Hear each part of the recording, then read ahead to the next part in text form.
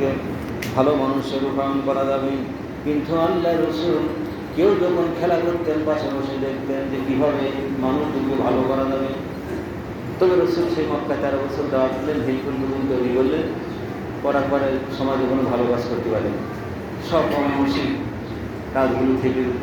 মসজিদ তৈরি করতে পারেনি, খানকা তৈরি করতে পারেনি, মানুষের অন্যায় পরিবর্তন করতে পারেনি, কিছু করতে পারেনি। যখন মক্কা থেকে মদিনায় গেলেন, রসুল হলেন, কোরআন আসলো। আজকে খুতবার কথায় ওয়াল হিকমাতা, হিকমত শিক্ষা দিল। ওয়া কানা মিন ক্বাবলু দালালিন মুবিন, ইতিপূর্বে তারা ছিল আপনার গোমরাহী, ইতিপূর্বে তারা ছিল খুবই খারাপ।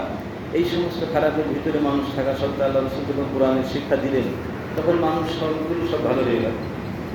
তার এই মূল কথা হলো যে রসুল যে সমাজে বাস করতে মানুষ খুবই খারাপ ছিল, আল্লাহ রসুল কোরআন আসার পরে মানুষকে ভালো হয়ে গেল, মানুষ ভালো হয়ে গেল। তদ্রুপ আজকে আমাদের দেশে দেখা যায় যে দর্শন নির্বাচন হলো, ইতিপূর্বে 55-53 বছর যত যা শুনলে খারাপ লাগে, যত যা মানুষ এখানে যেত, ছাত্রছাত্রীরা সব ধরে আর পরীক্ষা কেউ ভর্তি হতে করতো না, পরীক্ষা পাস করতে হতো। তাহলে এই নির্যাতন মহিলারা বলতে বাধ্য হয়েছে যে আমরা এই নির্যাতন আমরা চাইনি, যে আমরা আমাদের সম্মানটুকু আমরা রাখতে চাই না, পাই না, আমরা আমাদের ইজ্জত সম্পর্কটা আমরা বাঁচাতে পারি না। ইউনিভার্সিটি কলেজে ভর্তি হবো, তা সেখান থেকে লেলাদের বাসায় থাকতে হয়। তাহলে এসছি লেখাপড়া সেই না করেছি, ভিক্ষা দিয়ে ওছি অন্য এসে আর দিয়ে ভাষা আমি বলবো, আমার তো ভাষা কোনো খুঁজে পাওয়া যাচ্ছে না, কী ভাষা ব্যবহার করবো, বাপ ভাষা।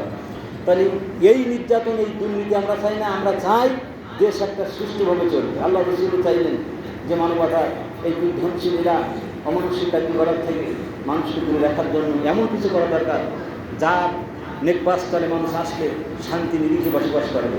তাই আল্লাহ তখন কোরআন নাযিল করলেন।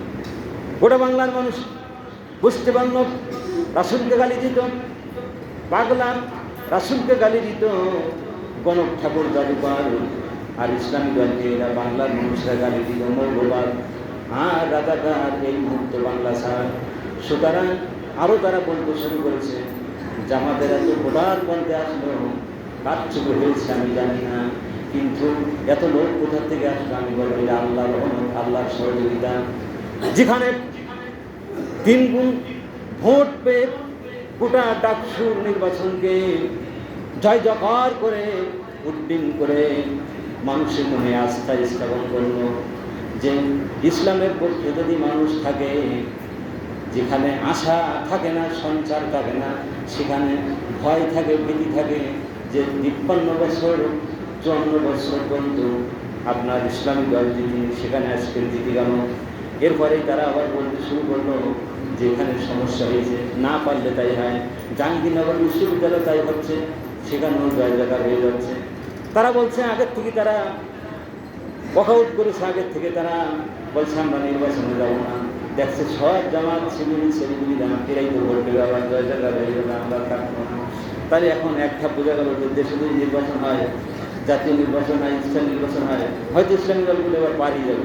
তাই আগের থেকে গোয়েন্দা বাহিনীরা বলেছিল যে আমরা যা দেখছি, দেশের পরিস্থিতি যা নির্ণয় করছি, নির্বাচন যদি এখন হয়, ইসলামী টুপিওয়ালাদের বাংলাদেশ হবে, দাড়িওয়ালাদের বাংলাদেশ হবে, কোরআনওয়ালাদের বাংলাদেশ হবে, এই মৌলবাদের বাংলাদেশ উত্থান হবে, এরাই এই দেশে থাকবে, পারবেন না। তাই তারেক রহমান বহুবার এই কথাটা বলেছে, আমি দেখছি নির্বাচনগুলো খুব কঠিন হবে, আপনারা যা ভাবছেন সেইভাবে হবে না, থামোস, আপনারা প্রত্যেক বাড়িতে যান, মানুষকে গ্রহণ করেন, তাদেরকে ভালোবাসা দেন, তাদেরকে সামাজিক কাজ দেন, সামাজিক কাজ করেন, মানুষের পাশে যান, দুঃখ ঘোষান, নইলে আপনারা পাবেন না। ঠিক তাই হয়েছে। তারা আগের মতোই করেছে, তারাও মেরেছে, এরাও মেরেছে, তারাও চাঁদা নিয়েছে, এটাও চাঁদা নিয়েছে। তাই ইলিয়াস সাংবাদিক সে বলেছিল, ভাইরা যদি ঢাকা ওই ঢাবিতে যদি ঢাকা কলেজে তোমরা যদি ডাকসুতে নির্বাচন হতে চাও, তাহলে সাদিক কাইমের সেইতে ভালো কাজ তোমাদের করা লাগবে, নইলে তোমরা স্থান পাবো না।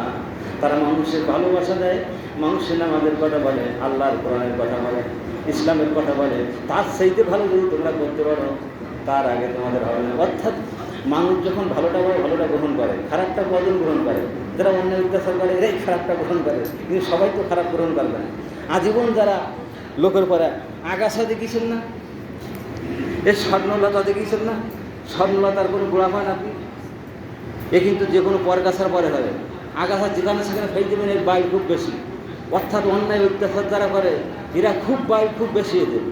তাই বলে তারা যে আগাছা বা সন্ন্যাস তা আমি বলছি না, এটা উদাহরণ যে অন্যায় অত্যাচার যারা করে তারা কিন্তু হঠাৎ সব কিছু করতালগত করতে চায়, কিন্তু আল্লাহর তো একটা ফয়সালা আছে। আজকে খুতবার মূল কথা এটা, যেই জমানায় রসুল জন্ম হলো, যেখানে মানুষ মানুষের ফোন করতো, জীবন্ত কন্যাদেরকে কবর দেওয়া হতো, রসুল শুধু আল্লাহ একবার হরদাস করতো, আল্লাহ আমি কি সমাজে এসেছি যেখানে মানুষ মানুষদেরকে মারে, এরাও তাই মারে। আপনার জনসম্মুখে রাস্তায় পাথর দিয়ে মানুষ মারে, সোরা দিয়ে মারে, কিন্তু ঘুষি দিয়ে মানুষ মেরে ফেলায়। ঠিক জাহালাত যুগে যেমন হয়েছিল, বাংলার যুগে ঠিক তেমন হয়েছে। কীভাবে এদেরকে ফেরানো যায়?